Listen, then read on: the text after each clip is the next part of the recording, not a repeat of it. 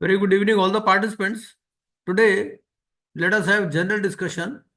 So we'll start with this FAQ on section 8 because sometimes they ask you questions on section 8. So let us review some of the questions and then we'll go on to further topics. So I hope my screen is visible to you. Visible है ना जी?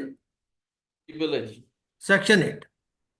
तो section 8 में देखते हैं क्या क्या सवाल आते हैं.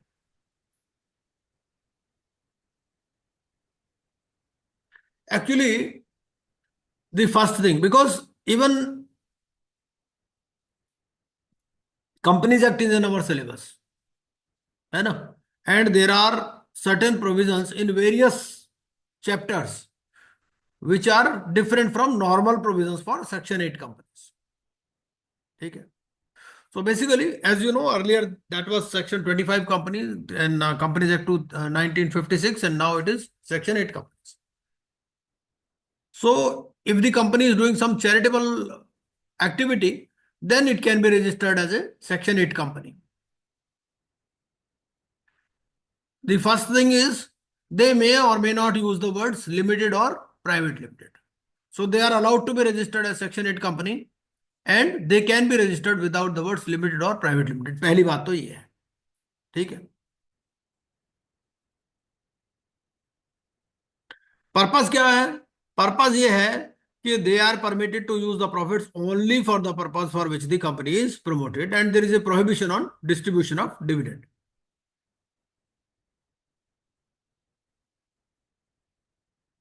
So Section 8 continues to provide for restriction on application of profits. तो सेक्शन 25 में भी यही था, यहां पर भी यही है. And permits the same only for the purpose. मैंने क्या किया, इसको ना रेड मार्क कर दिया जो इंपॉर्टेंट प्रोविजंस है रिगार्डिंग सेक्शन 8. तो अगर आपने पूरा नहीं भी पढ़ना है ये प्रेजेंटेशन, तो कम से कम जितना रेड में मार्क किया हुआ है उतना तो आप जरूर पढ़ लीजिएगा. ठीक है जी. तो section 8 continues to provide and I have shared my earlier video also on this. So section 8 continues to provide for restriction on application of profits and permits the same only for the purpose for which the company is promoted. Prohibits declaration of dividend. Continues to permit partnership firms to be a member of Section 8 company. So they can ask you this question also, whether a partnership firm can be a member of Section 8 company. ठीक है. ये ऐसे ऐसे सवाल पूछ लेते हैं कई बार.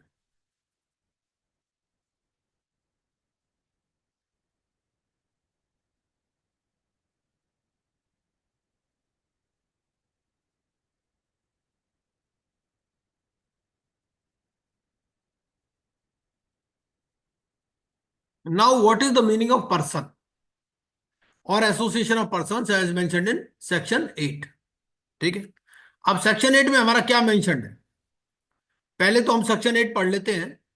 सेक्शन 8 क्या बोलता है? Who can apply for registration of section 8 company? Any person or an association of persons intending to register a limited liability company for objects specified below can opt to apply for registration of a section 8 company. ठीक है. ये है कि object क्या होने चाहिए? ये objects होने चाहिए. और कौन रजिस्टर, कौन लाइसेंस देता है? Central government. और सेंट्रल गवर्नमेंट जब यहां लिखा हो तो वो बेसिकली रजिस्ट्रार है. ठीक है. Deputy registrar. Registrar of companies of respective jurisdictions are delegated with the powers of central government to issue licence to section 8 companies. ठीक है. Now what is the meaning of person और association of person? क्योंकि अगर हम section 8 पढ़ें, मेरे पास companies act भी है, तो अगर हम सेक्शन 8 पढ़ते हैं तो सेक्शन 8 में क्या लिखता है वो?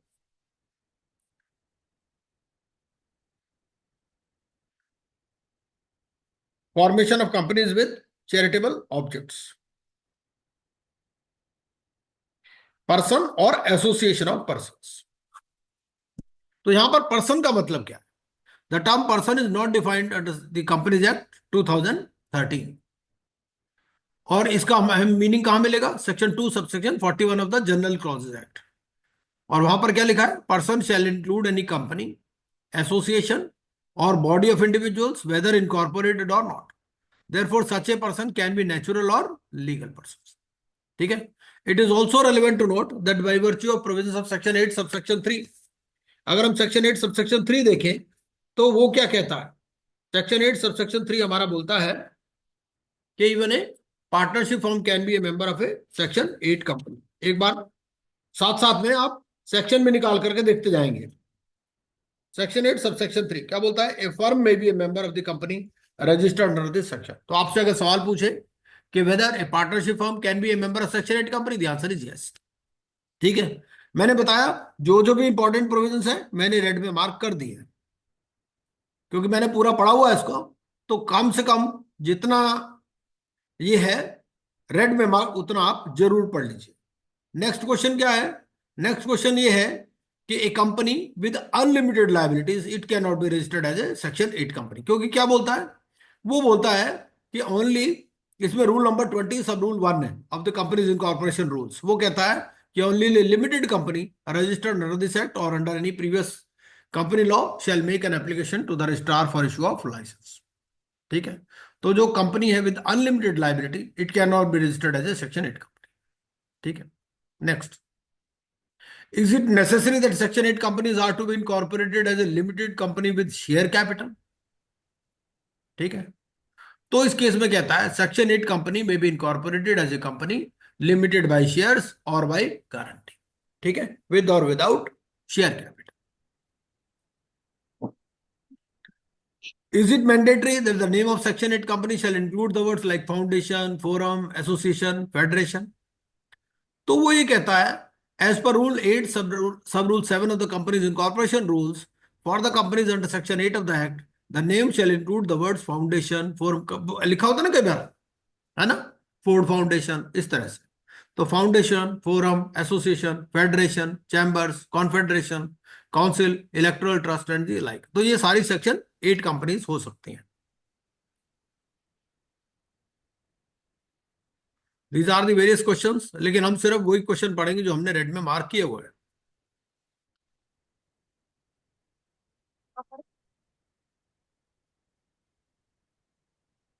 अच्छा, whether a foreign company can be registered as section 8 company in India. ठीक है, अब ये है कि सेक्शन 2 सबसेक्शन 42 आपका क्या बोलता है? सेक्शन 2 सबसेक्शन 42 बोलता है फॉरेन कंपनी क्या है? Foreign company and means any company or body incorporated outside India which has a place of business in India whether by itself or through an agent physically or through electronic mode and conducts any business activity in India in any other manner. Now since a company or body incorporated outside India for doing not for profit activities, ठीक है, which has opened a branch or license office in India cannot fall in definition of a foreign company as business activity is missing, therefore such company cannot be termed as a foreign company। ठीक है, अच्छा ये बहुत important सवाल है, can a one person company be incorporated or converted into a section 8 company? ठीक है, no, the answer is no.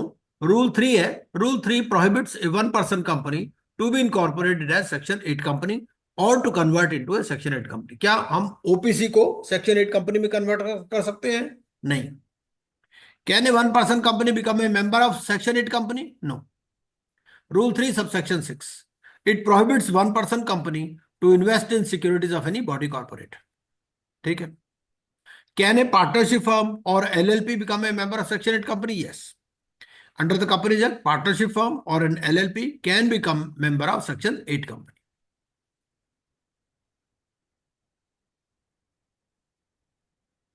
Cooperative society, ठीक है, कोऑपरेटिव सोसाइटी के ऊपर क्वेश्चन है कि cooperative society can become member subscriber of section 8 company.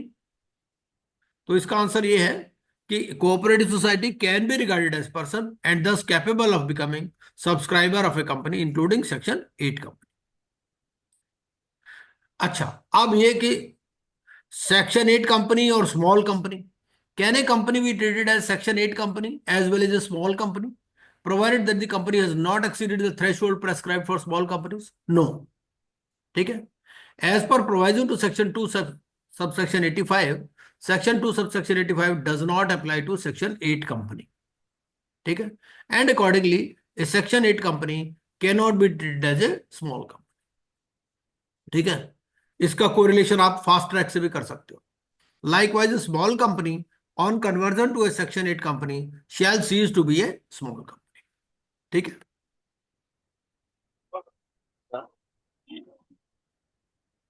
Can section 8 companies receive contributions from overseas और non residents? ठीक है। तो there are special requirements to be complied with under the FEMA Act. Before Section 8 company can receive any contributions or donations from overseas or outside India from non-residents.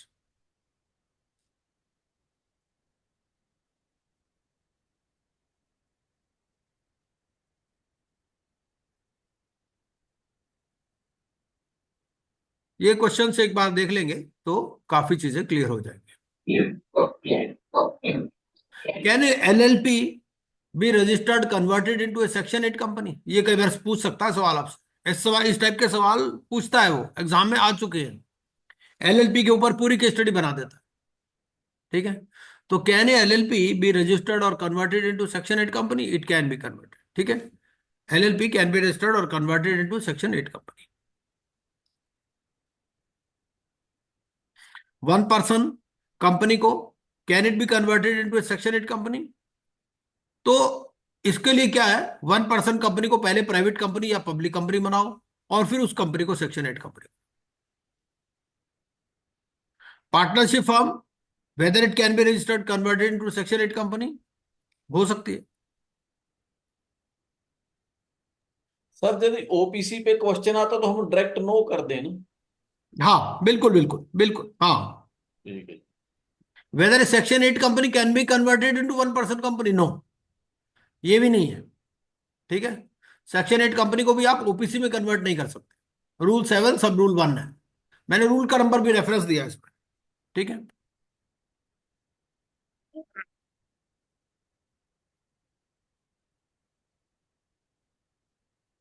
Is there any restriction on section 8 company for making borrowings from banks और financial institutions?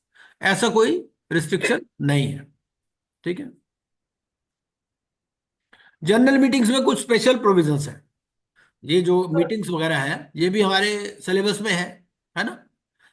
तो basically क्या है, can a section 8 company hold a meeting of the members with less than 21 days notice? भाई normally कितना है, 21 days का notice है। Yes, the answer is yes. Section 8 subsection section 8 company can hold a meeting with minimum 14 days notice as against 21 days notice, otherwise applicable under section 101 subsection 1 of the companies act. ठीक है। ये जो word 21 days है, it was substituted with the word 14 days. What is the time period required for sending copies of financial statements to various stakeholders for section 8 companies? ठीक है। ये इसमें exemption notification आया। In view of the exemption notification, copy of audited financial statements shall be sent to various recipients not less than 14 days before the date of meeting. ठीक है। Earlier the period was 21 days.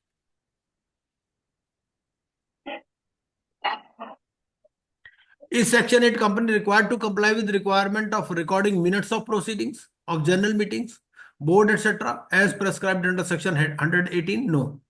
ठीक है। इसके लिए exemption notification है। Section 118 does not apply as a whole except that minutes may be recorded within 30 days of the conclusion of the meeting in case of companies where the articles of association provide for confirmation of minutes by circulation. अच्छा, जैसे अगर 1000 member से ज्यादा है तो उस case में ई voting देनी है? The answer is yes. Whether section 8 company having number of members 1000 और more required to provide e voting facility? Yes, in terms of section 108 read with rule 20। Can a member of section 8 company appoint any person who is not a member of such company as is proxy? ये भी एक important provision है। तो वो कहता है member ही होना चाहिए। इसमें रूल नंबर 19 है of companies management and administration rules. A member of a company registered under section 8 shall not be entitled to appoint any other person as his proxy unless such other person is also a member of such company। ठीक है। तो ये important provision.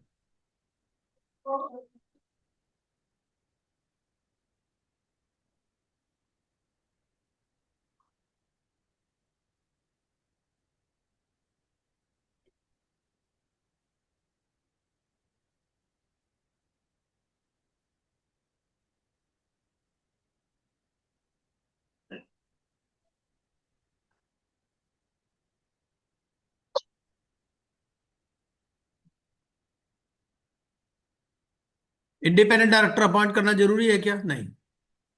Section 8 companies are exempted from the requirement of appointment of independent director.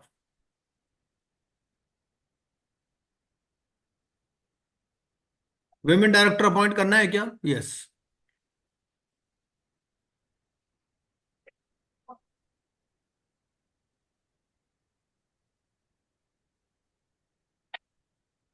एक resident director होना चाहिए।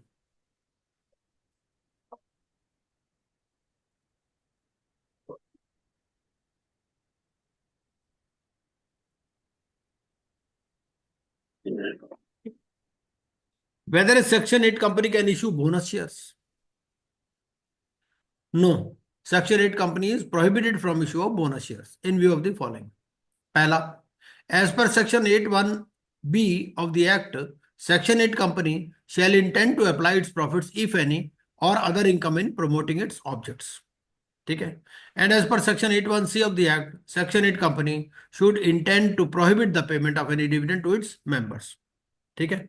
उसके बाद में रूल 22 सब रूल 4 है of the companies act, incorporation rules. It requires a declaration from a board of directors that no portion of the income or property of the company has been or shall be paid or transferred directly or indirectly by way of dividend or bonus or otherwise to persons who are or have been members of the company, or to anyone or more of them, or to any persons claiming through anyone or more of them. Therefore, a Section 8 company cannot issue bonus shares.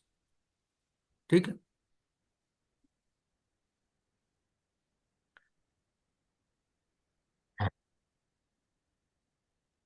अच्छा, क्या अपने employees को bonus दे सकती है? तो there is no restriction in payment of bonus to employees. However, bonus can not be paid to a member even in his capacity as an employee. ठीक।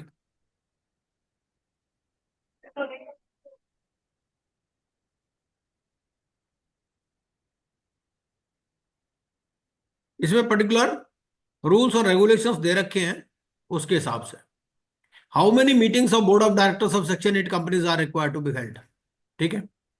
तो इसमें ये एग्जेम्पशन नोटिफिकेशन है, read with section 73(1).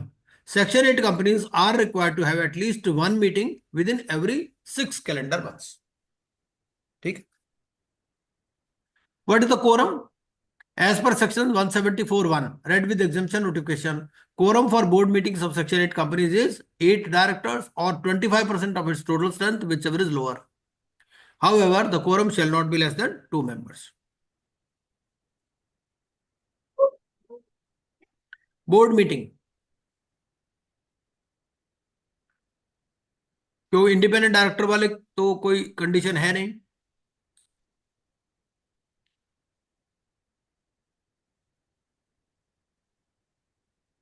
CSR is Section 8 company which is itself engaged in CSR। भाई section 8 company तो खुद ही charitable activities कर रही है, क्या इसको भी CSR वाले प्रोविजंस को कंप्लाई करना है? ये क्वेश्चन है। In view of the report of Corporate Laws Committee, Section 135 applies to every company, including Section 8 company, fulfilling the criteria laid down in that section.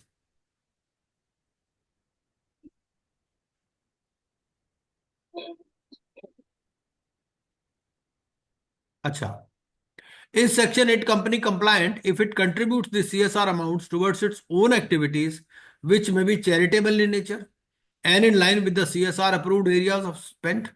No, spending by the company in its own activities will not qualify as CSR spend। भाई वो कहते हैं मैं तो खुद ही CSR activities कर रहे हूं।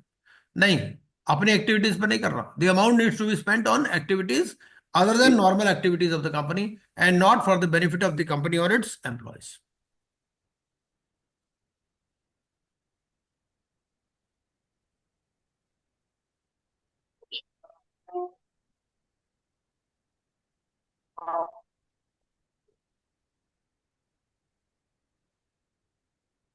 Amalgamation.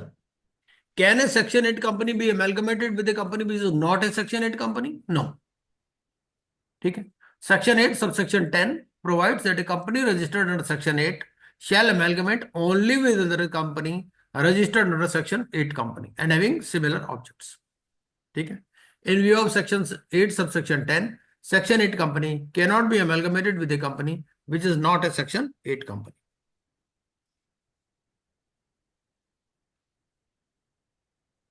सिमिलर ऑब्जेक्ट्स होना चाहिए. अच्छा, अगर इनकी वाइंडिंग अप तो क्या होगा? In case of winding up of section 8 company, how will the residual profits be treated? तो any assets that remain after satisfaction of its debts will be transferred to another company registered under section 8 and having similar objects, subject to such conditions as the NCLT may impose, or may be sold and proceeds thereof credited to the rehabilitation and insolvency fund formed under section 269 of the Companies Act. और इन्होंने क्या कहा? इन्होंने ये कहा कि भाई ये आपके इंसॉल्वेंसी एंड बैंक्रप्सी फंड में चले जाएंगे. तो IBC 2016 proposes that in section 8 subsection 9, for the words the rehabilitation and insolvency fund, the words insolvency and bankruptcy fund formed under section 224 shall be substituted. तो एक बार सेक्शन 8 सबसेक्शन 9 देख लेते हैं क्या बोलता है. कि इसमें अगर पैसा बच जाएगा तो वो कहां जाएगा? इसका नाम यही आ गया. ये आप चला जाएगा इंसॉल्वेंसी एंड बैंक्रप्सी फंड में, फॉर्म्ड अंडर सेक्शन 224. ठीक है.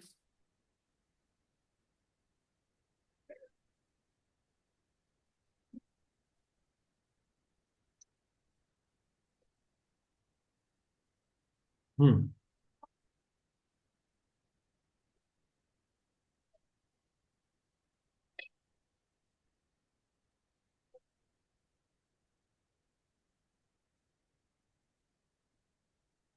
Whether appointment of company secretary under section 224 is required for Companies Act.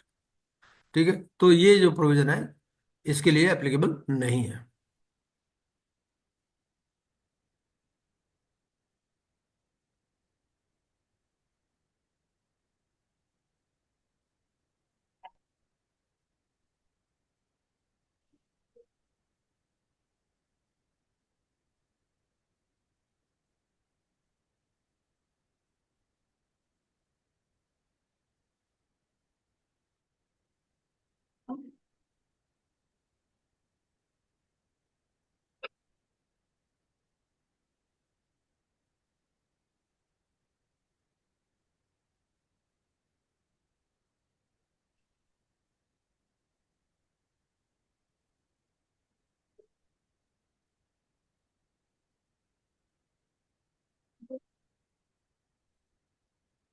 Accounting standards applicable है क्या? यस.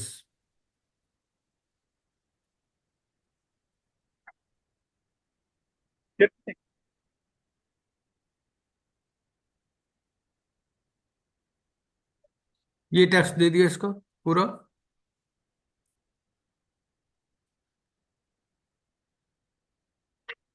ये कंपनीज इनकॉर्पोरेशन रूल्स दे दिए. ठीक है, जो जो भी हम रूल्स रेफर कर रहे हैं वो सारे रूल्स यहाँ पर दे दिए. तो इसको मोटा मोटा आप देख लोगे ना, कम से कम जो मैंने रेड में मार्क किया उतना भी देख लोगे ना, तो भी आपका काम चल जाएगा.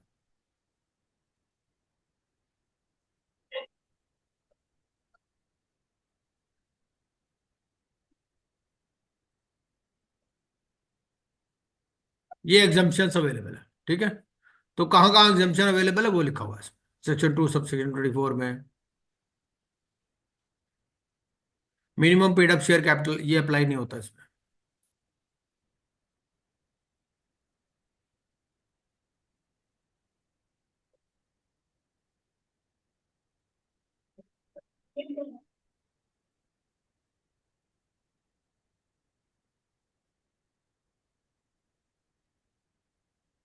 चलिए कुछ और डिस्कस करते हैं इन जनरल. ठीक है, तो ये कम से कम आप जरूर देख लेंगे.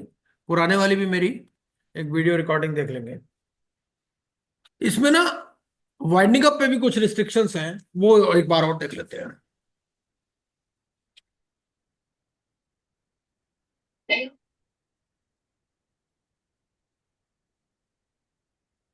मेरा क्वेश्चन ये है, इसको अभी छोड़ते हैं. ठीक है, ये हो गया, ये मैंने शेयर किया हुआ आपके साथ. अब आप मुझे ये बताइए, क्या जो सेक्शन 8 कंपनी है can it move N application for its winding up?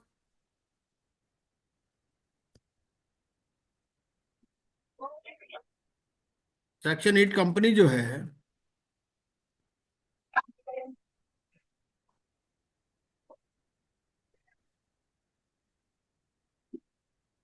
अभी आपने बताया है ना कि वो सेम ऑब्जेक्ट वाले को यदि सेट बचता है तो वो दे देगी। हम्म। तो इसका मतलब तो कहीं ना कहीं तो उसका क्लोजर तो है ही। हाँ, तो हाँ वो ठीक है। सबसे पहले तो बात यह है कि इसको अपना लाइसेंस सरेंडर करना है। हाँ। ठीक है ना? तो सब, एक तो इसने लाइसेंस लिया हुआ है, तो वो हाँ। लाइसेंस इसको सरेंडर करना है।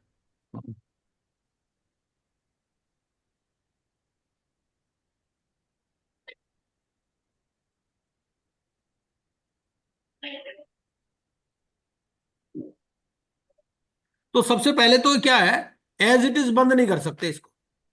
सबसे पहले अपना लाइसेंस सरेंडर करो, फिर उसको प्राइवेट कंपनी या पब्लिक लिमिटेड में कन्वर्ट करो। ठीक है? उसके बाद में फिर आप ये प्रोसेस पे जाओ।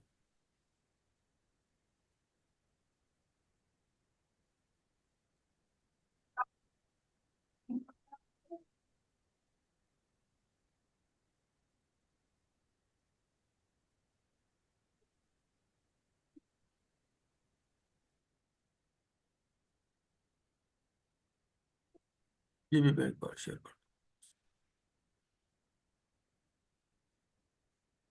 दूं।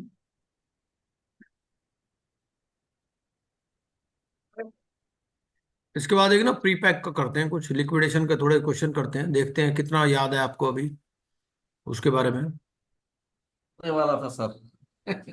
हाँ जी। मैं बोलने वाला था, मैंने कहा सर उसको थोड़ा प्री पैक और वो जो था।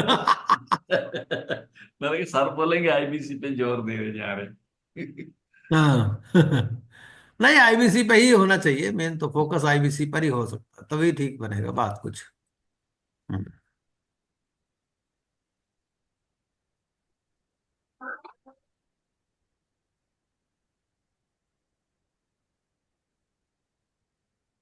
चलिए अब हम जरा,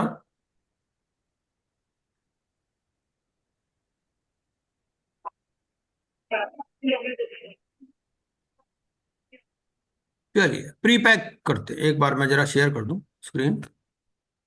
ये मैंने ग्रुप में भी डाला है ना जी? चलिए, सबसे पहला,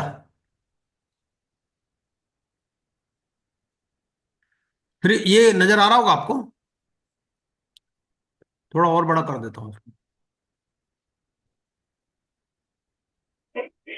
ऐसे करके। अब नजर आ रहा ना जी? हाँ जी। आ रहा सर, आ रहा। हाँ, तो पहला क्वेश्चन, ये प्री पैक जो है किस टाइप की कंपनी का हो सकता है?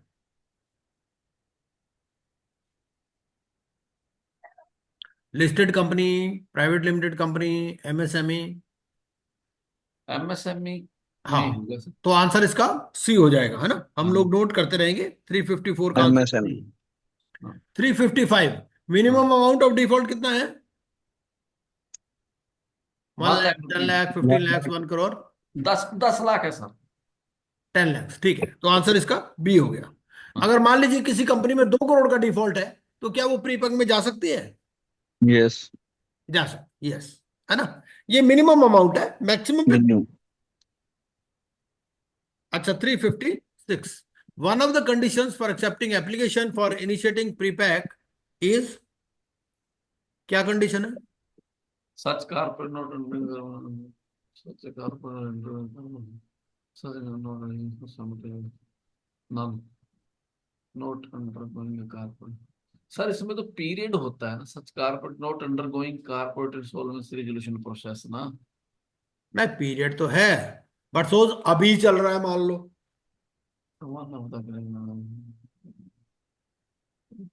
यही क्वेश्चन आ जाए मान लो, हाँ हाँ। तो इसका आंसर कुछ तो करोगे आप। वो तो ठीक है, लिखा है भाई 3 इयर्स, जो भी लिखा है।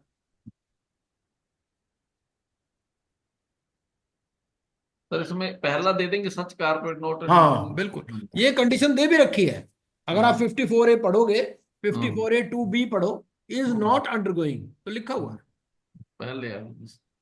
है ना। तो ये हो जाएगा आपका ए आंसर। नेक्स्ट देखिए 357, the corporate debtor shall file an application for initiating prepack within a definite time period.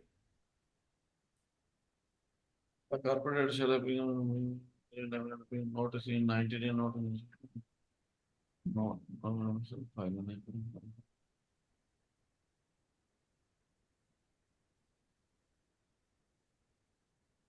Notice.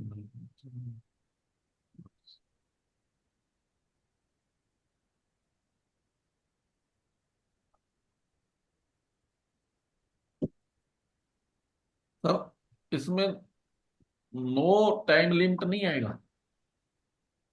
अरे नहीं नहीं, ये तो एप्लीकेशन की बात कर रहा है। वो ये कह रहा है कि एप्लीकेशन कितने दिन में लगानी है।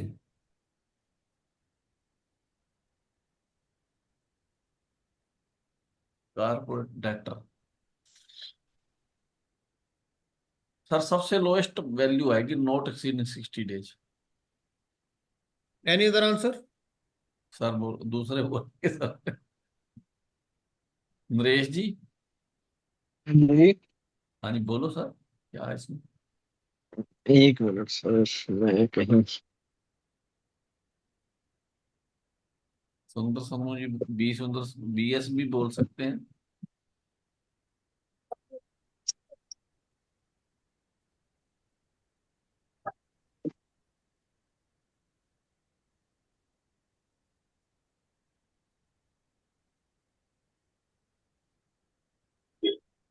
ए है सर, नॉट एक्सीडिंग 90 डेज। हाँ बिल्कुल सही है। Very good. हम्म। मतलब 90 डेज में तो एप्लीकेशन लगानी है। वो जो पीरियड चलेगा इसमें, जैसे 120 डेज का पीरियड है मेरे हिसाब से इसमें प्री पैक में, है ना। हम्म। तो ये इसमें जो कम 120 डेज वाला पीरियड है, ये अलग है। हाँ इसमें कम डेज होते हैं सर। वो अलग है। हाँ ठीक है, चलिए नेक्स्ट। 358 क्या बोलता है? Application for initiating shall be admitted or rejected by the adjudicating authority within. Within within 14 days. 14। हाँ 14 डेज बिल्कुल सही है। The pre package insolvency resolution process shall commence.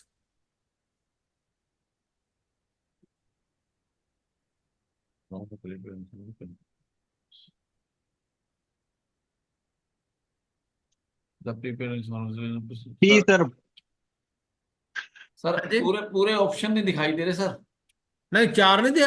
मैं 359 पढ़ रहा हूँ। 359 द प्री पैकेज इंश्योरेंस नजर तो आ रहे हैं। From the date of admission of application sir. हाँ बिल्कुल सही है।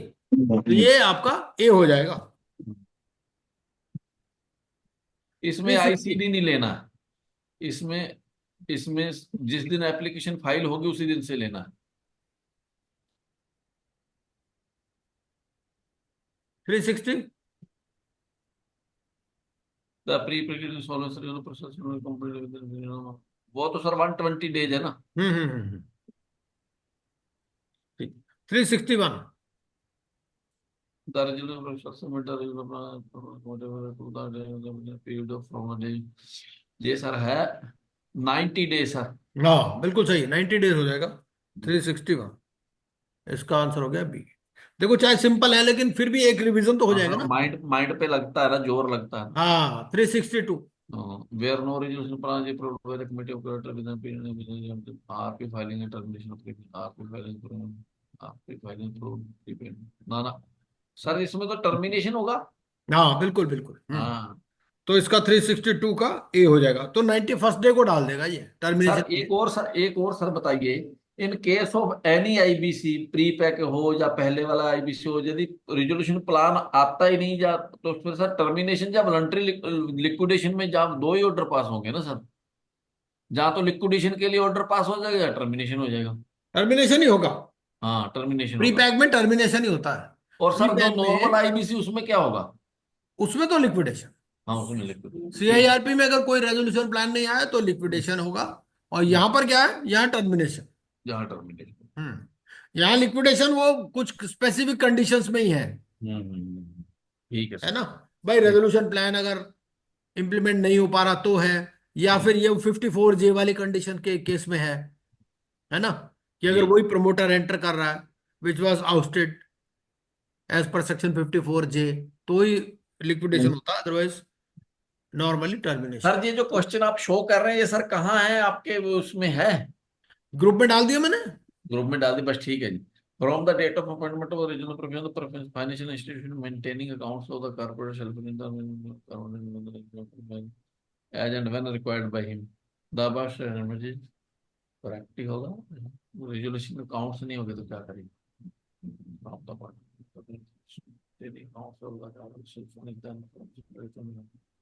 सर इसमें करेक्ट आएगा है ना 16363 में?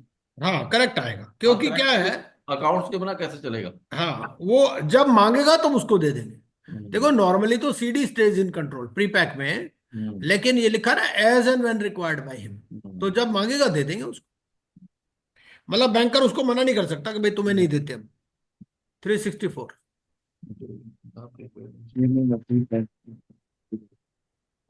वेस्टेड विद द नहीं सर सेल भी वो तो उसमें ही रहते हैं, बोर्ड के पास ही रहते हैं। हाँ। हाँ इसमें रेजोल्यूशन प्रोफेशनल कुछ नहीं कर पाए। हम्म। हाँ नहीं, resolution professional act as monitor. हाँ, वो मॉनिटर है पर वो हम्म उसकी पावर सस्पेंड नहीं होती बोर्ड की, यही हम्म कहना चाह रहा हूँ सर। हम्म। जी तो 364 में आंसर सी हो जाएगा ना। सी 365। shall be managed as a going concern sir। Hmm. Yes. तो गोइंग कंसर्न इसमें चलता रहेगा। ठीक है। 366। Evaluation.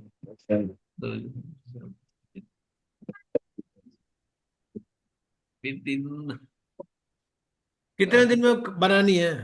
7 days. 7 days, sir. 7 days है, अच्छा ठीक सर है। मैं श्योर नहीं हूँ। कहां पर है ये? ये सब Sir, he 30 will. डेज होना चाहिए क्योंकि इसमें तो वो भी नहीं होता। हम्म। 120 दिन है तो 30 डेज नहीं, मुझे नहीं पता सर इसका।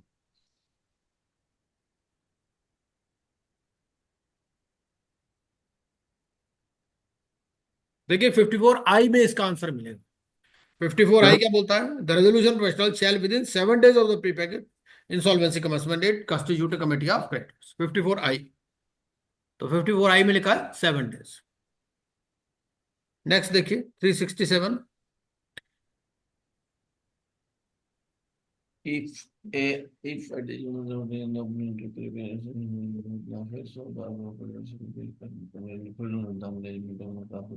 shall be vested shall be shall continue to वो कहता है कि shall be vested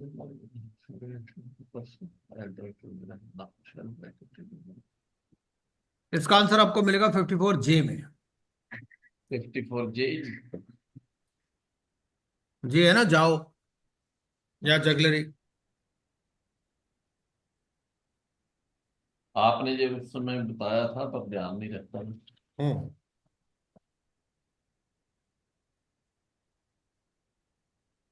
तो ए आंसर हो जाएगा इसका, आरपी के पास चला जाएगा। 54J2 पढ़ लीजिए आप। It shall pass an order vesting the management with the RP. 54J2। Next देखिए 368। while considering the feasibility and viability। 54 J sir कौन सा 3? 54J2। To on the application made under subsection 1, the AA is of the opinion that during the prepaid controlling process, the affairs of the corporate have been conducted in a fraudulent manner. There has been gross management of investing in the management of corporate with the resolution professionally as B में 2B। 368 देखिए।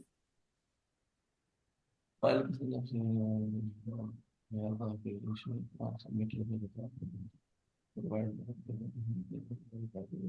the committee of director may require the promote the corporate to dilute the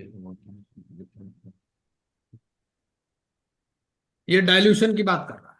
हाँ ये तो sir all of above आना चाहिए कि नहीं?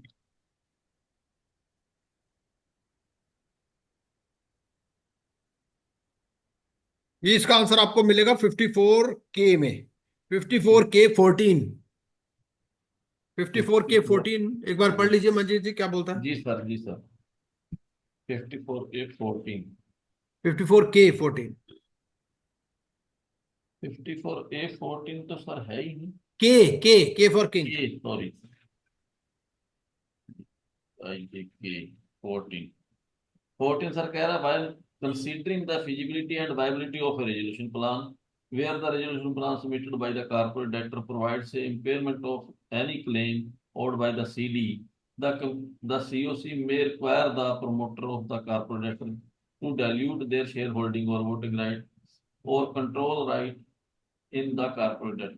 हम्म Corporate debt, provided that where the resolution plan does not provide for such a dilution, the COC shall, prior to the approval of the such resolution plan under subsection 4 of subsection 12, either case may be record reason for the approval. Sir इसमें वो तो नहीं कह रहा, इसका ऊपर answer दे तो दिया इन्होंने, डाइल्यूट कर देगा। लिखा ना डाइल्यूट देयर शेयर होल्डिंग और वोटिंग और कंट्रोल राइट्स। हाँ, तो सर तीनों ही आ जाएंगी। हाँ तीनों आ जाएंगे, तो आंसर डी हो जाएगा, डी ऑल ऑफ हो दी अबव। जाएगा। जी सर, डी हो गए। है ना? तो हमने सारे इसके आंसर देख लिए। हम्म। ये पहले का सी है, फिर बी है, फिर ए, फिर ए, और फिर ए, जी फिर ए, फिर सी, जी, बी, ए, बी, सी, बिल्कुल ठीक है ए, सर। बी, ए, डी, सारे सही है। सर एक चीज सर और नोट करना सर, पता नहीं है, हाँ इतनी चीजें याद नहीं हो पा रही जैसे आप बोल रहे हैं ना सर, एल में चले जाओ, जे में चले जाओ, इतनी चीजें याद 2-3 बार पढ़ ली, पर इतनी चीजें उसमें जा नहीं रहे नहीं नहीं नहीं नहीं, देखिए याद मुझे भी नहीं है, मेरे हम्म, सामने भी किताब खुली हुई है। हम्म, सिर्फ बात यह है कि मैंने किताब 50 बार पढ़ ली होगी, हो सकता है हाँ, 100 बार पढ़ ली हो, हम्म, तो मैं थोड़ा जल्दी पहुंच जाता हूँ उस सेक्शन पे, बस हम्म, और कोई बात नहीं है। अच्छा। हाँ, समझ रहे हो आप? जी और जी, आपको ठीक। याद करने की जरूरत भी नहीं है, ऐसा नहीं हम्म, लिखना कि आपको 54K का 14 देना है ना, हम्म। बट आंसर तो पता होना चाहिए ना आपको। हाँ सर, पता होना चाहिए सर, हाँ जी, जी बिल्कुल वो सर। तो मैं भी दोबारा कंफर्म करने के लिए सेक्शन बोलता हूँ, ऐसा नहीं कि जी, मैं हम्म। बता रहा हूँ कि मुझे सेक्शन याद है ना, नहीं मुझे जैसे भी बी याद नहीं है। कुमार जी, बी कुमार जी भी सेक्शन बोलते थे ना है? अब बी कुमार जो थे हैदराबाद हम्म। से, बी कुमार करके जो हाँ हाँ, लड़के केबी थे, कुमार जी, हाँ। वो भी सेक्शन बोल देते थे, हमें वो चीज बिल्कुल ही नहीं वो हो जाएगी, धीरे धीरे सब हो जाएगा, आपको भी हो जाएगा, ऐसी कोई बात नहीं। जी सर, जी सर। भाई हो सकता है आपने अभी 4 बार पढ़ा, हमने बहुत बार पढ़ लिया, हमने हम्म। 50 बार पढ़ लिया, वो चीज है, और कोई बात नहीं। वरना आप पे हमें कोई फर्क थोड़ी है, अब मेरे को एग्जाम में बिठा दो, हो सकता है मैं भी पास हूं ना हूं, कोई पक्का नहीं पता। आपकी कृपा रहेगी तो कोई होंगे, पास तो होंगे। होना ही है। चलिए जी, नेक्स्ट ये देखिए जरा, लिक्विडेशन प्रोसेस पे देखिए। Hmm. The A shall order for liquidating the corporator if does not receive any resolution। हाँ सर। इसको ना थोड़ा सा छोटा करना पड़ेगा लगता है मेरे को, एक हाँ मिनट। जी। ये if it does इनको not माइनस कर receive, दीजिए, कंट्रोल माइनस कर दो सर। हाँ, नहीं ये कुछ और ही जा रहा है, एक्सेल है ना ये, इसको ऐसे कर हाँ दो। हाँ, कंट्रोल माइनस कर। अब ठीक है। नहीं सर, अभी हाँ ठीक है, पर ऊपर का क्वेश्चन हाँ नहीं ऊपर का दिखा। आ जाएगा, अब आ जाएगा, अब आ गया ना, अब ठीक बिल्कुल है, ठीक इतना है ठीक सर। है। 150 ठीक है, हाँ जी। The AA shall order for liquidating of a CD if it does not receive a resolution plan before the expiry of the magazine period permitted for comprehension. The magazine period अभी हम permitted. Liquidation को याद कर रहे थे ना, तो आ गया। हाँ, हाँ, सेक्शन 33 पर है क्वेश्चन बेस्ड। हाँ, हाँ। सेक्शन 33 सर, ये तो वही होगा, the magazine period permitted for completion of resolution process. 12 वाला सेकंड होना चाहिए सर। नहीं डी हो जाएगा इसका आंसर, आप 33(1) पढ़ लो ना।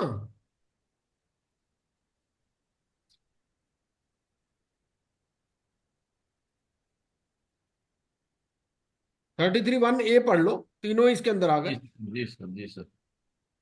The AA after admission of the application under section 7, 9 or 10 shall by an order declare the moratorium period, close a public announcement, appoint an interim the public। हाँ जी। तो 13 बोल रहे हैं ना सर, 13, है, 13 बोल रहे हैं ना सर। नहीं 33 1 33, सेक्शन 33 सब सेक्शन 1 298 क्वेश्चन के लिए। 43 जाएंगे। हाँ सर हाँ जी आ गया द पोस्ट ऑफ ये तो कोई है हाँ,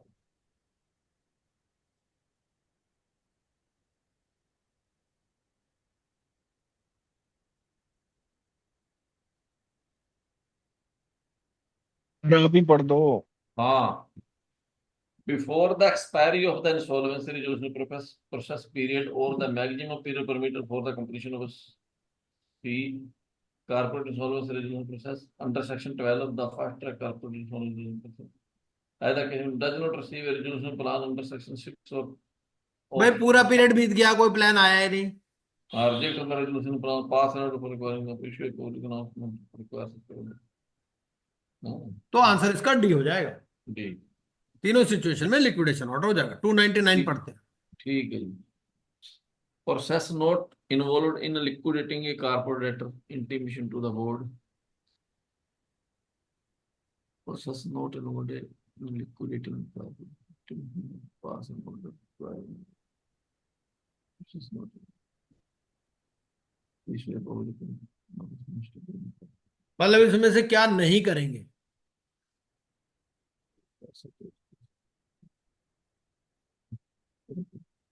ये भी 50-33 1 में ही है।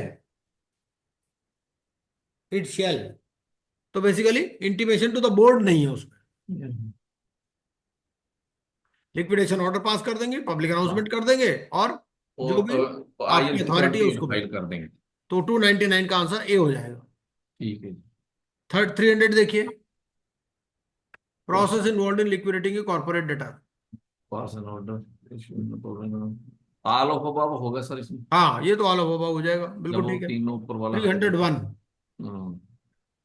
Application for liquidation. Application academy madam resolution professional person वो इधर ए और बी इधर सर सी आएगा नहीं, लिक्विडेशन की एप्लीकेशन आरपी थोड़ी लगाएगा। या तो बी है एडजुडिकेटिंग सर। अथॉरिटी खुद लगा रही है, या हाँ, जिसके इंटरेस्ट प्रेजुडिशियली अफेक्टेड है वो लगा रहा है। तो फिर कोई फिर बी फिर कोई फिर बी आएगा जी बी आएगा सर। बी आना चाहिए मेरे हिसाब ठीक से तो। ठीक है जी बाकी कहने देख के लेंगे लिए आंसर जो आएगा। 302 आरपी देखते भी हैं। नहीं लगाएगा वो भी नहीं लगाएगा ठीक है जी अब पक्का हो गया which of the which following statements is false false when a liquidation order has been passed? No suit or the legal shall be ठीक है करेक्ट है no suit or the legal liquidator on वो कह रहा है लीगल फॉल्स कौन सी है? हाँ फाल्स कौन से लीगल प्रोसीडिंग्स में be instituted in relation to none of the power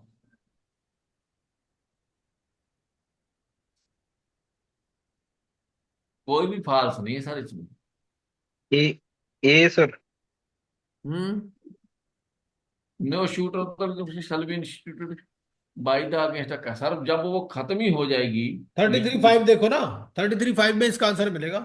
33.5 में है ना, 33 नो सूट और other legal subject proceeding to shall be section instituted. 52 when a liquidation order has been passed no suit or other legal proceeding shall be instituted by or against the corporate debtor provided that a suit or other legal proceedings may be instituted by a liquidator on behalf of the corporate debtor with the prior approval of the AA तो इसका answer D हो जाएगा। सारे ही correct हैं ये। हाँ ठीक है जी who shall be appointed as liquidator? The residential profession ना सर वो तो AA करेगा सर नहीं, वो तो ठीक है, वो तो हु शैल अपॉइंट हो जाएगा। Who shall be appointed. Resolution professional में भी hmm only a generally a unless replaced by the D आएगा सर हाँ, डी आना चाहिए। हम्म नेक्स्ट तो देखिए 304। क्योंकि आरपी कोई बनाएगा और यदि नहीं है तो फिर वो अपना रिप्लेस कर हाँ, देगा 304 देखिए। On the appointment of a liquidator all power of the board of director key major personal power shall continue to be effective see to we have liquidator में चले जाएंगे सर सारे तो आंसर बी हो जाएगा। हम्म। सर नरेश जी 305 ये भी देखिए। होगा है नरेश जी से पूछ रहा हूँ, यही होगा। हाँ जी, लग तो यही रहा है। हाँ हाँ, यही 305 देखिए। हम्म। नरेश जी आप कहाँ से हैं? सर मैं हरियाणा से हूँ, फतेहाबाद डिस्ट्रिक्ट।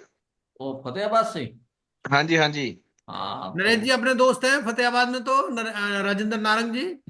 हाँ हाँ हाँ, राजेंद्र नारंग जानते हैं अच्छे से। हाँ, हाँ जी, हाँ जी। उनकी बेटे की शादी थी ना, मैं गया था उसमें। अच्छा अच्छा। हाँ। वो मेरी शादी में तो आए थे सर, उन्होंने मेरे को नहीं बुलाया। हाँ जी। जहाँ बहुत गांव है कंबोज के, है ना ये नरेश हाँ जी? जी। मैं कंबोज हूँ। हाँ हाँ, मैं समझ रहा हूँ, मैं आपका नंबर चाह रहा हूँ।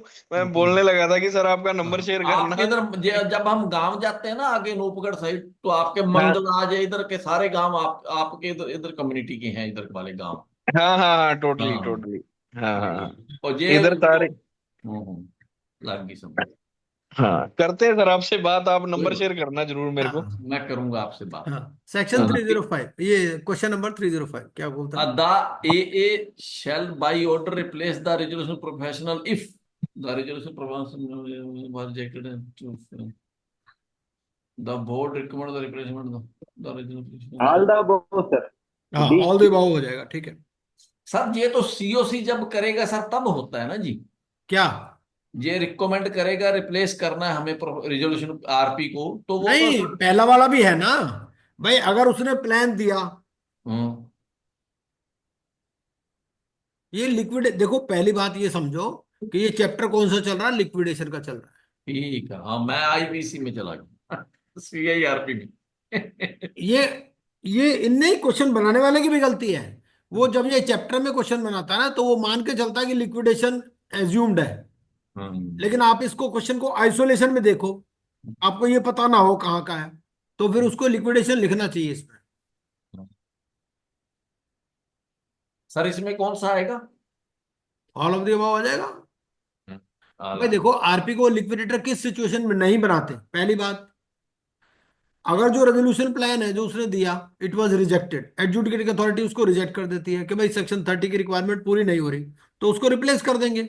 वो सोचेंगे यार ये रेजोल्यूशन प्लान ही ढंग से नहीं चेक कर पाया, तो लिक्विडेशन क्या करेगा, है ना। पहली सिचुएशन। दूसरी ये कि बोर्ड ने रिकमेंड कर दिया भाई इसको रिप्लेस कर दो, बोर्ड के पास कोई कंप्लेंट आ गई, कुछ हो गया, है ना। और तीसरी बात, वो ही fails to submit written consent, उसको खुद ही दुखी हो गया बेचारा सीआईआरपी में, सोचता है मैं नहीं लिक्विडेटर बनना चाहता। तो इन तीनों सिचुएशन में रिप्लेस कर देंगे उसको, नॉर्मली आरपी बन जाएगा, ये मतलब।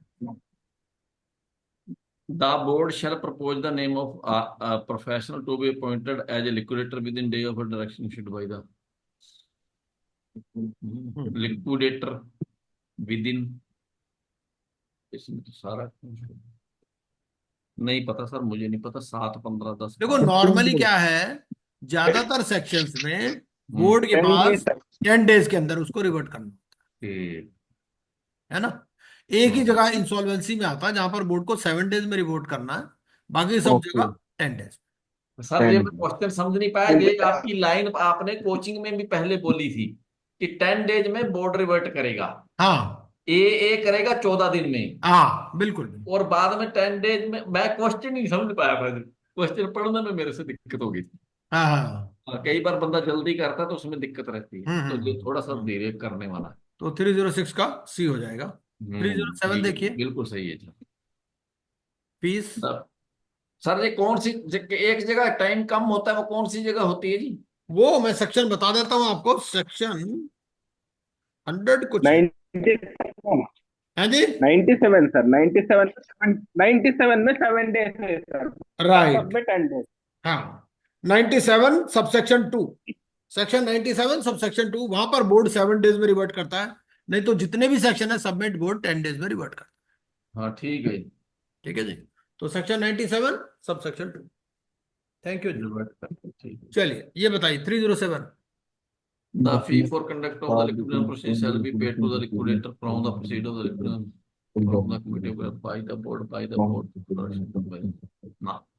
from the proceed of the liquidation state, sir. यही हम्म आएगा सर। ये 308, the liquidator has power to. How to verify the claim of the character carrying the bin of the corporator beneficiary. Invite the set within the correct all of above है sir इसमें all of over. Hmm 309 which of Which the of the following following statement is statement false? is false? अब इसमें false पूछ रहा है ना। The liquidator shall have the power to consult any of the stakeholder and ठीक है। Shall consultation with the binding shall be binding on the D sir. record of any such consultation shall be made available to all stakeholder not so consulted none of the above। False तो sir such consultation shall be binding on the liquidator sir. तो 309 का B B जो है false है, ठीक है ना? तो कंसल्ट तो करेगा लेकिन बाइंडिंग नहीं है उसका। बाइंडिंग तो फिर वो ही ले जाएगा सारे पैसे सर। हाँ okay. 310 The liquidator shall form an state of asset which will be called in relation to the corporate corporate नहीं सर इसमें मैं बताता हूँ sir. Corporate debtor state insolvency नहीं सर ऊपर वाला ए कॉर्पोरेट डेटर स्टेट नहीं, लिक्विडेशन का है ये सवाल।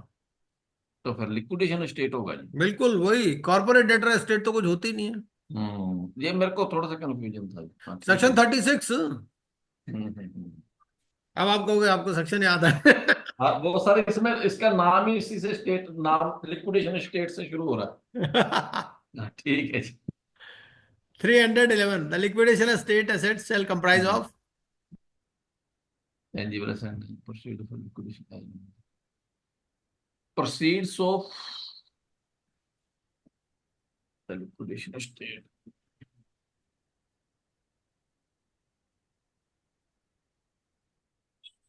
All the above sir. Sir हाँ डी। होता बाबा आएगा जी। हाँ सेक्शन 36 अगर आप पढ़ोगे क्लियर हो जाएगा।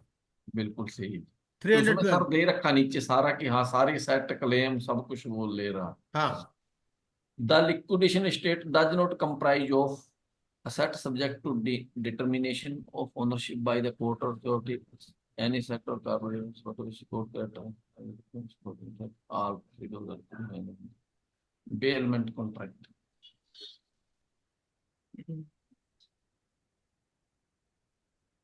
सर बेलमेंट कॉन्ट्रैक्ट बिल्कुल सही है। बेलमेंट कॉन्ट्रैक्ट तो सर क्या हाँ होता है वैसे बेलमेंट कॉन्ट्रैक्ट अभी भाई, आप बेलमेंट कॉन्ट्रैक्ट ये है, मान लो आपकी कंपनी हेलीकॉप्टर की रिपेयर करती है, ठीक है ना? आपके पास कोई हेलीकॉप्टर आ गया रिपेयर करने के लिए, वो आपकी हाँ तो लिक्विडेशन वो एस्टेट थोड़ी मेरा है, है ही वही नहीं। ठीक है जी। वो बेलमेंट पर आया ना आपके पास, ये मतलब। हम्म, तो 312 का आंसर डी हो जाएगा। ठीक है जी। 313 वैसे बेलमेंट का पता क्या है जी नरेश जी को हाँ पता होगा बेली को हम दोस्त बोलते हैं हाँ बेली। हाँ हाँ हवेली। हाँ हाँ। हाँ बिल्कुल बिल्कुल ठीक है। सही है सर। तो बिल्कुल ठीक है, बेली वही होता है ना भाई। आपका बेली मान लो फॉरेन कंट्री में जा रहा है, अब वो कह हाँ रहा है हाँ। भैया मेरी कार रख लो, कभी कभी चला भी लिया करना इसको, तो बेलमेंट हो गया ये कोई। और सही है सर। क्या? 313 Which of the following items can be used for recovery in liquidation? Assets अब वो owned by 2 महीने third के लिए party. बाहर जा रहा है, वो कह रहा है भाई मेरी गाय जो है रख लेना, हाँ हाँ। है ना? और गाय का दूध भी पीते सही है। रहना। सही है अब सर। वो सही गाय है ने बीच में बछड़ा दे दिया, बस तो बछड़ा किसके पास जाएगा? वो लिक्विडेशन एसेट में नहीं आएगा। नहीं, बेलमेंट की बात हो रही है। तो वो भी बेलर को वापस करना पड़ेगा। हाँ जी, 313 हाँ जी। B one B sir answer sir. और जो आपने चारा खिलाया गाय को, उसके आप हम्म। पैसे उससे ले सकते।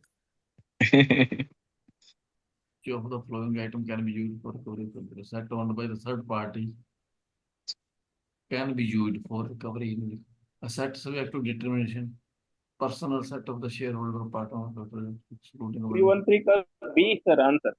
set of asset any subject to determination of set of ownership by court or authority। हाँ इंडियन और foreign subsidiary right, very correct. तो 313 answer will be B. 314 the liquidator shall provide information to creditor who have requested for such information in a period of time.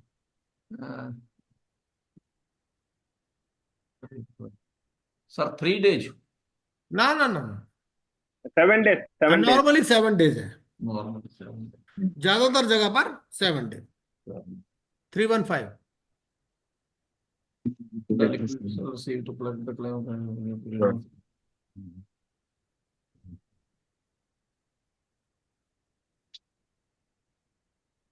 ये कह रहा है कि liquidator कितने दिन में कलेक्ट करेगा क्लेम? नहीं होगा। क्लेम एडमिट करेगा विद इन 30 डेज। राइट, बिल्कुल 30 सही। days। ठीक है जी। 316। A financial creditor may submit a claim to the liquidator by providing record of such claim with the information noted in such manner and amount disposed of the claim.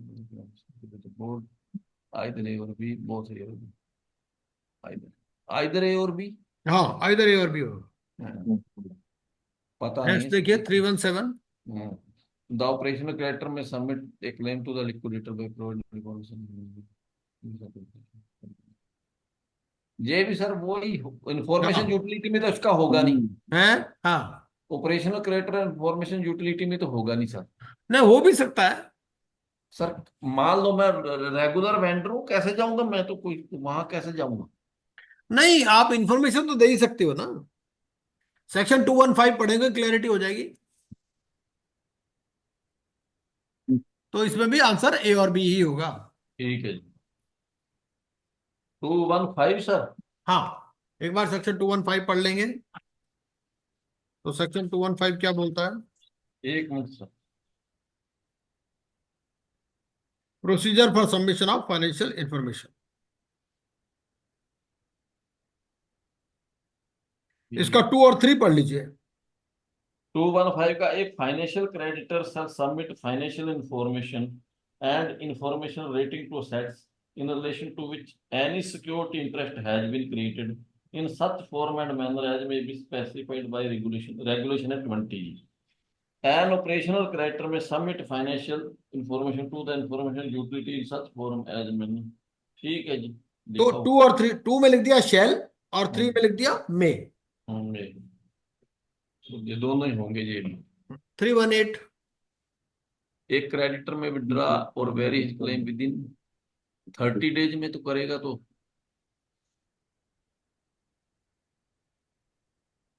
With in 15 days ही। नहीं, with in 14 days है मेरे हिसाब से। Sir ये कौन सा section है? ये ये सेक्शन में बता देता हूँ। सर थोड़ा सा ऊपर करना स्क्रीन जी, एक पहले क्वेश्चन आया था जिसमें 30 डेज का, उस क्वेश्चन का क्या नाम हाँ, था? 30 डेज में तो उसको सबमिट करना है ना अपना क्लेम। क्लेम सबमिट करने हैं। हाँ, ठीक है। ये रूल की बात कर रहे हैं।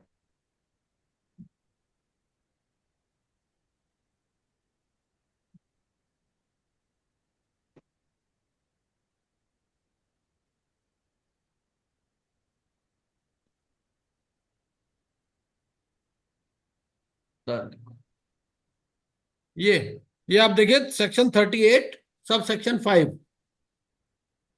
Section 38 sub section 5। आपने बोल दिया सर, देखिए आप अगला मिल गया जी। 14 दिन है सर। हाँ, विद इन 14 डेज। ठीक है जी। नेक्स्ट देखिए, द लिक्विडेटर में After verification of claim under section 39, admit the claim in whole, admit the claim in part, either admit or reject। Sir ये तो लिक्विडेटर में सी आएगा सर, ये तो। हाँ, सी आएगा, बिल्कुल ठीक है। हाँ, क्योंकि वो जरूरी थोड़ी ना पार्ट में करे या होल हाँ, में करे, वो तो हाँ, रिजेक्ट कुछ भी भी कर कर सकता सकता है। 320। है। The liquidator shall communicate his decision of admission or rejection of claim to the creditor corporate within days of।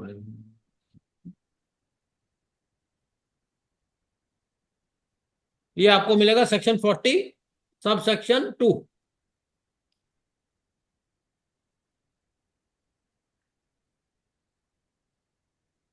With in 7 days. इसमें देखो, अगर वो थोड़ा सा आपको कंफ्यूज करना चाहेगा ना, वो क्या करेगा, 7 डेज और 14 डेज देगा। तो कई बार हमारी टेंडेंसी होती है 14 डेज पे क्लिक करने की।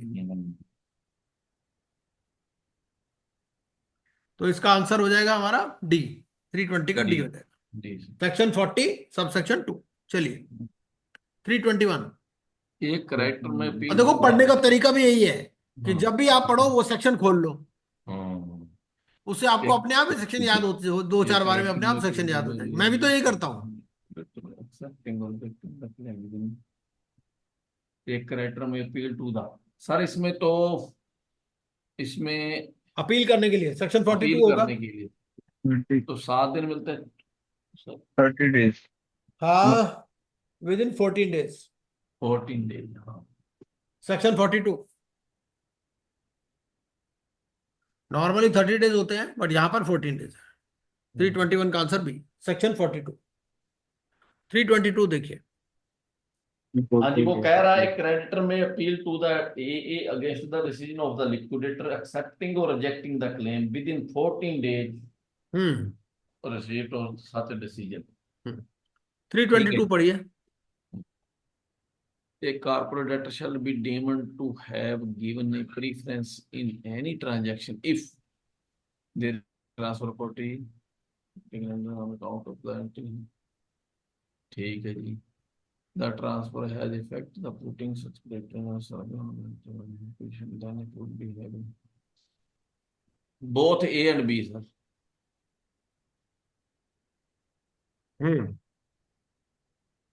बिल्कुल सही। नरेश जी, 322 क्या का। Sir?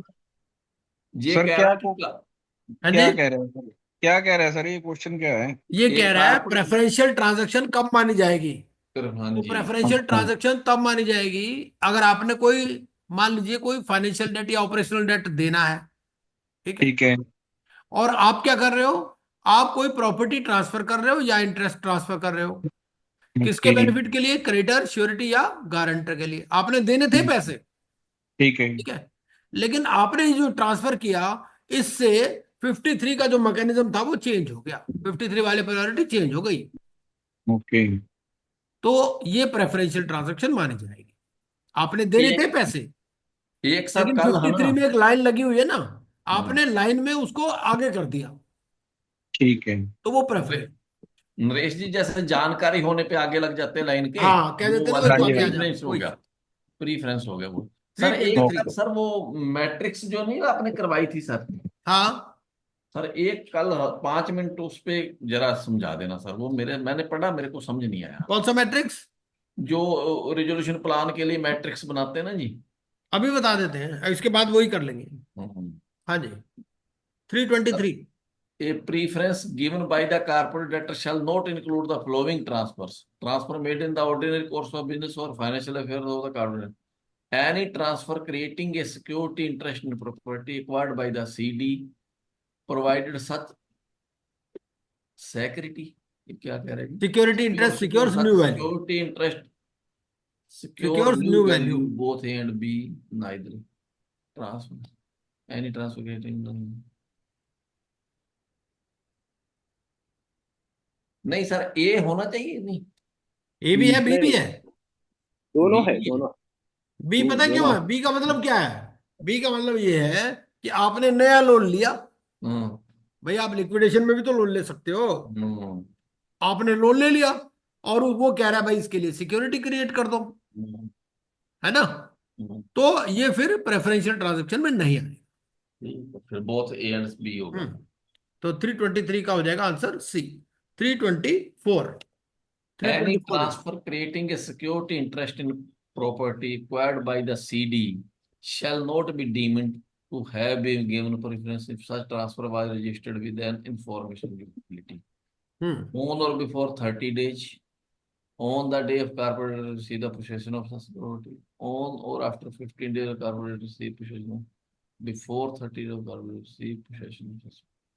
Any transfer creating security record shall not be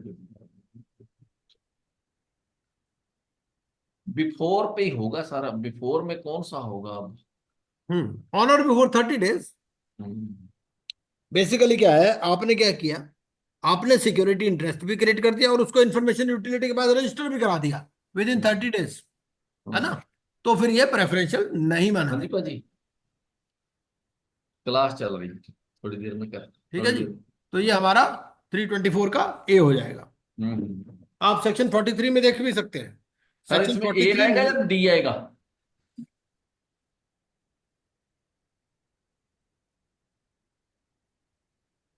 ये आएगा। ये सेक्शन और 43 3 बी, 43 43 का सब सेक्शन 3, हाँ जी, उसका और बी। उसके आगे बी में जाइए फिर।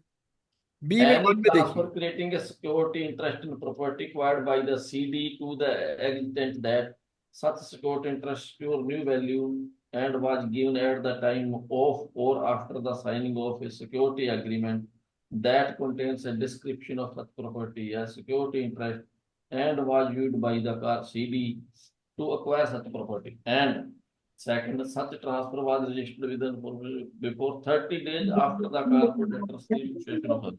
ठीक है जी, ठीक है, ये आएगा ठीक है, सर। हाँ, चलिए 325, 325 देखिए, A preference shall be deemed to be given at a relevant time if it is given to a related party.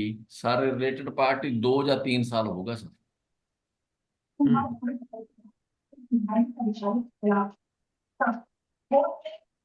Related party से 3 साल होना चाहिए। नहीं नहीं, तीन कहाँ से आ गया, दो ही है, नहीं दो दो ही है रिलेटेड जी। में, एक अनरिलेटेड में। दूरी 325 का आंसर हो जाएगा इसका सी, है ना। ठीक है जी। 326, A 326 में क्या है? preference shall be deemed to be given at a relevant time if it is given to a person other than a related party sir. तो फिर तो सर 1 साल हो गया ना। हाँ, 326 का बी हो जाएगा। अच्छा, एम्प्लॉय हो तो कितना होगा? एम्प्लॉय हो तो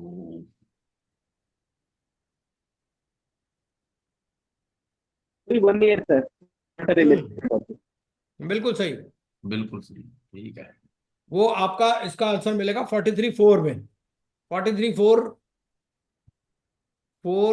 43 का 4 का A, other than by reason of being an employ, तो उसमें 2 ईयर्स है, अदरवाइज 1 ईयर है। ठीक है, बिल्कुल 326 भी ठीक है होगा, सर। 327। बिल्कुल ठीक है सर, आ रहा है इसमें ना। हाँ, द ठीक है, ट्रांजेक्शन ऑफ द बिल्कुल। Corporate debtor which are under valued hmm,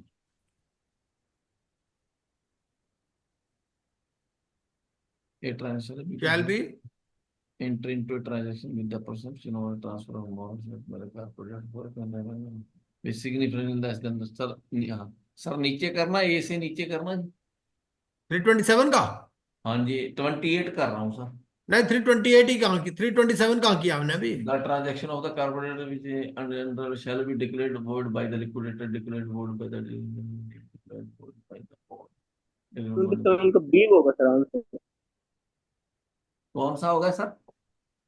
B hmm, declared wide bye adjudicating हाँ, ऑन क्योंकि एप्लीकेशन बाय द डिसीजन तो लिक्विडेटर। एडजुडिकेटिंग अथॉरिटी लेगा ना, हाँ हाँ जी। एप्लीकेशन लगाएगा लिक्विडेटर, लिक्विडेटर लिक्विडेटर खुद बोल नहीं देगा। वो डिक्लेयर कर सकता।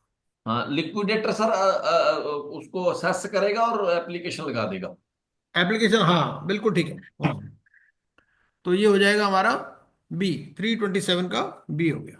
328, सर एक और बात सुनो सर। हाँ, लिक्विडेटर का ड्यूटी है इसको देखना कि वो whether it is preference given और वो तो है अंडर ही, और क्या, एप्लीकेबल है। वही हाँ 60, 75 और 11130। हाँ जी, वो बताएगा कि जहां अंडर वैल्यूड है, जहां कोई गोलमेल है, वो ए को बताएगा, ए उसमें अपना बिल्कुल ठीक है, डिसीजन देगा। बिल्कुल ठीक। 328, a transaction shall be considered under valued. अच्छा मान लो अगर आरपी या लिक्विडेटर नहीं बताता तो क्या होगा? तो सर फिर वो मान लो फिर वो सर गिल्टी हो जाएगी उसकी ना, यदि मान लो पता लग गया। हाँ, फिर हाँ। क्रेडिटर मेंबर भी एप्लीकेशन लगा सकता हम्म, है। हाँ जी, गिल्टी हो सेक्शन जाएगी। 328, सॉरी, क्वेश्चन नंबर 328 क्या है?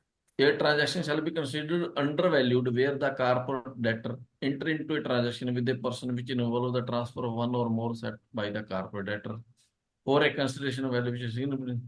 When the transaction has not taken place in order to ना ना सर, इसमें सर बोथ ए और बी है, वैसे ए ज्यादा सूटेबल है जी। नहीं, दोनों ही होनी चाहिए, दोनों हम्म ही है।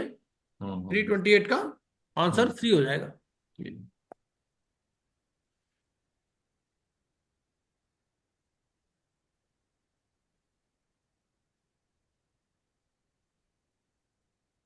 चलिए 329, सर बहुत बड़ा है जी। इसको थोड़ा छोटा कर देते हैं। आप देखिए, आप ठीक है, इन एन एप्लीकेशन, नहीं सर फिर बड़ा होगा। हाँ अब ठीक ठीक है। है जब ठीक। In an application for avoiding a transaction at undervalue the hmm, liquidator or the resolution RP shall demonstrate that certain made with any person ना certain made Such transaction made. Such transaction made.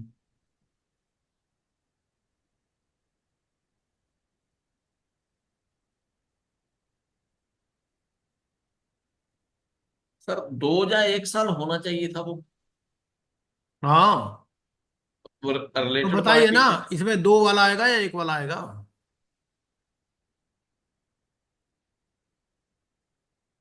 Such transaction made to a person. Such transaction made with any person, sir, with a hmm period of 1 year from. अब देखो, इसने लिख दिया any person, इसने related party तो नहीं लिखा ना। हाँ जी जी जी। रिलेटेड पार्टी लिखता। फिर 2 साल कर देते, उसमें 1 साल हाँ, कर देते।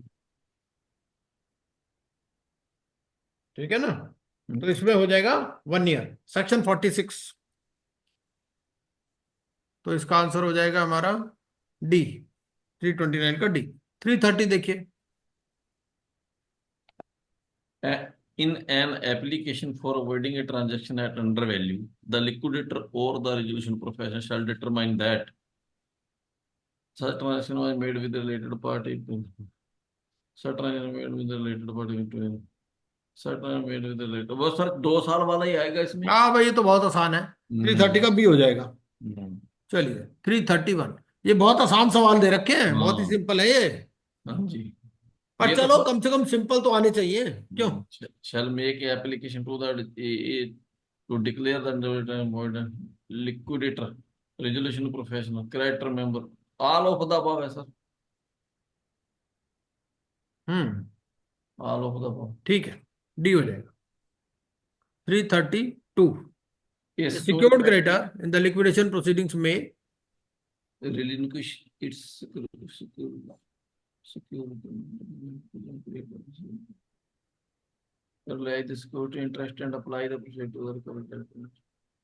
A secured credit in the liquidation process में सी सर, बोथ तरह ए आर बी हाँ, सर। दोनों तो ऑप्शन सी हो अवेलेबल जाएगा है। इसका आंसर, है ना। Answer will be C. 333। भाई दोनों ऑप्शन है ना सिक्योर्ड हाँ जी क्रेडिटर हाँ के जी पास। बिल्कुल सर, वो उसने उसने यदि किया ही नहीं है तो फिर वो अपना सिक्योरिटी इंटरेस्ट ले लेगा ना हम्म sir. The liquidator shall verify security interest and permit the secured creditor to realise only such security interest the existence of which may be proved by the record of such security interest maintained by the record of such security the record of such security interest maintained by the firm, not of the above.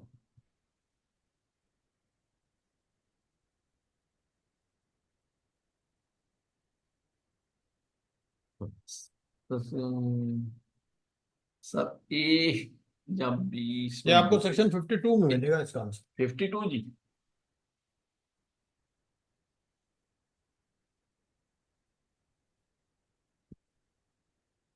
52(3)(b। C bye होना सच चाहिए sir other हम। Means as may B हाँ, specified by the information board. Utility या board, ठीक है जी। है ना।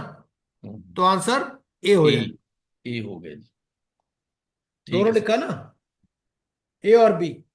Bye the यदि record of such security interest maintained by information utility or by such other means as may be specified by the board. तो हम्म, answer 52(3), section 52 sub section 3। तो section 333 का हो गया हमारा ये ए आंसर हो। 334 देखिए।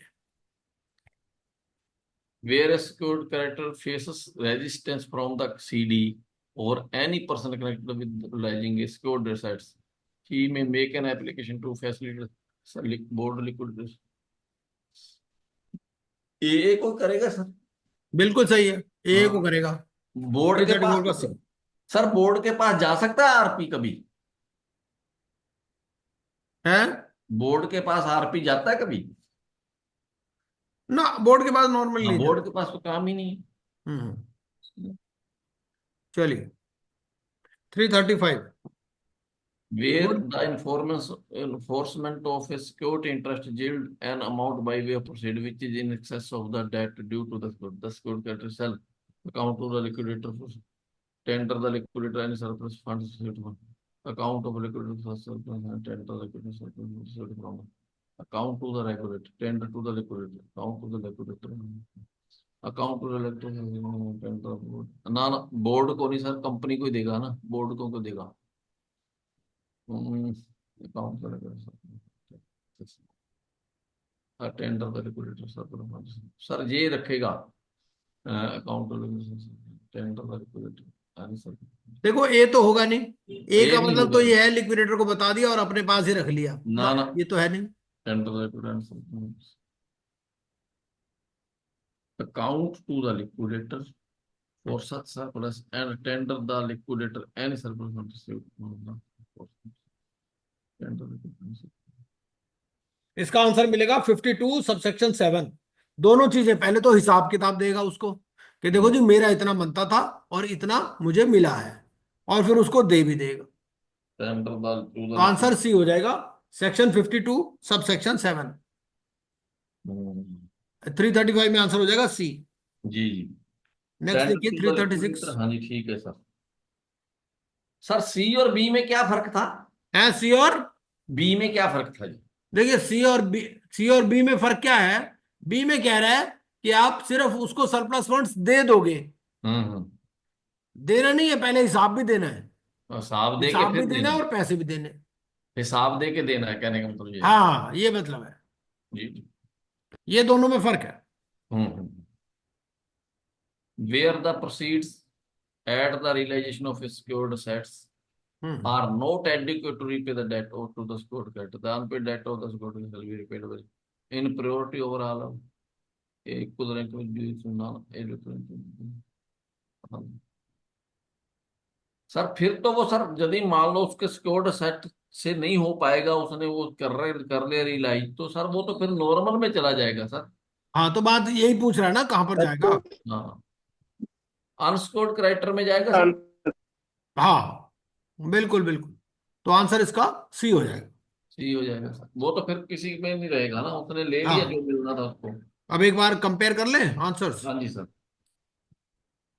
तो यहां से है 298 डी, ठीक है, ए डी।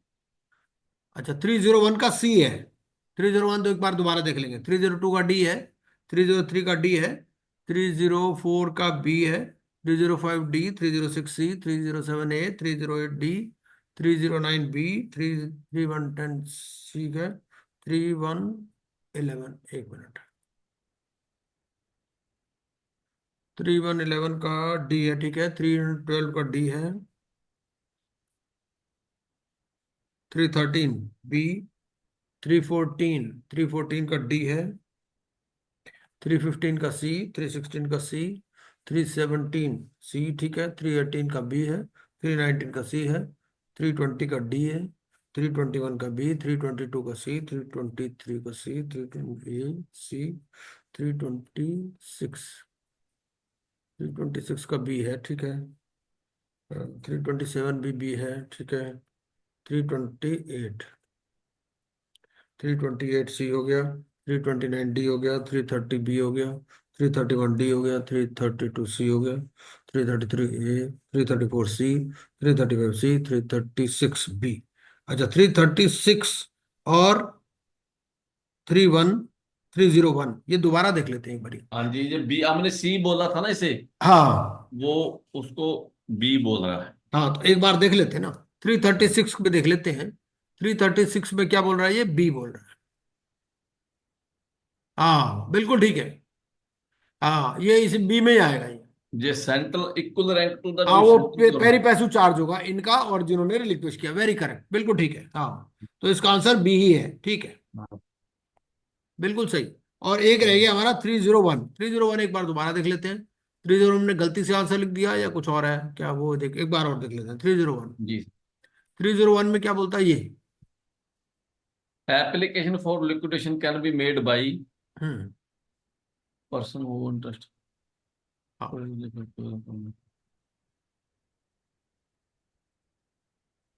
अब इसका आंसर देख लेते हैं। 301 का आंसर क्या बता रहा है ये।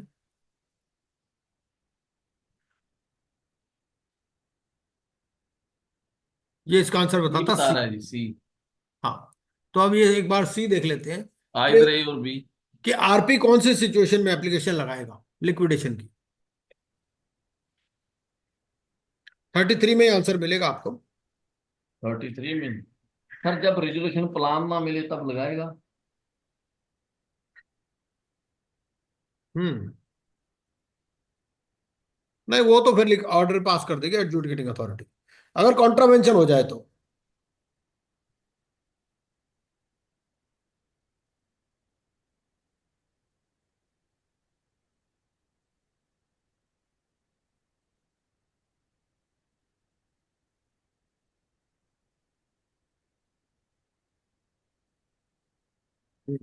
33(2) में आरपी लगाता है, मतलब अगर सीओसी ने पास कर दिया कि भाई लिक्विडेशन रिकमेंड, तो आरपी एप्लीकेशन लगाएगा 33(2). तो आंसर इसका सही है, सी होगा इसका। आरपी भी एप्लीकेशन लगा सकता है। तो आरपी किस सिचुएशन में एप्लीकेशन लगाएगा? जब सीओसी रिकमेंड कर देगा लिक्विडेशन के लिए। Section 33 sub section 2। ठीक है, चलिए ये हो गए, ये भी हो गया हमारा।